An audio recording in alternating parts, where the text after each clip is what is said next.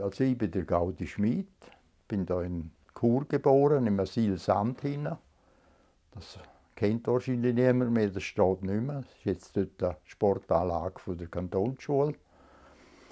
Und aufgewachsen bin ich am Rhein unten, Grossbruckerweg 25. Meine Eltern hatten dort eine Bauerei, eine Vorhalterei gehabt.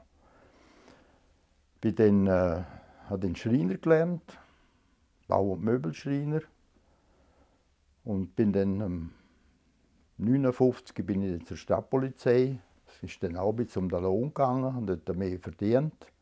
Bin dann aber nach 14 Jahren dort austreten und habe gedacht, ja, ich habe ja Beruf, kann ich meinen alten Beruf ergreifen und habe ein Geschäft gegründet unten an der Rheinstrasse im alten Gaswerk. Und da habe ich einen Gegenstand mit. Wir haben dann früher, wo wir gebaut haben, das war ja ein bisschen fast Tradition bei den Churer Bauern, hat jeder ein Maiensäß gehabt.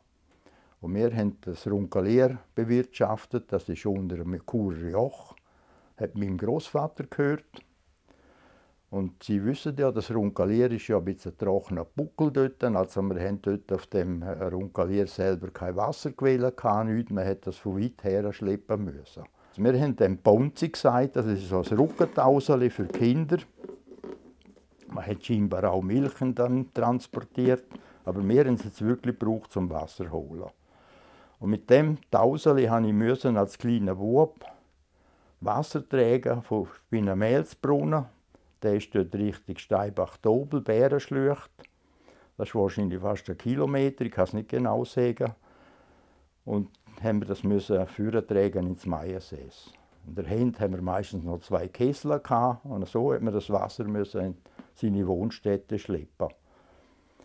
Heute lassen wir ja einfach Wasser laufen. Wir haben das mit einer tollen Einrichtung, wird uns das Wasser franko Haus geliefert.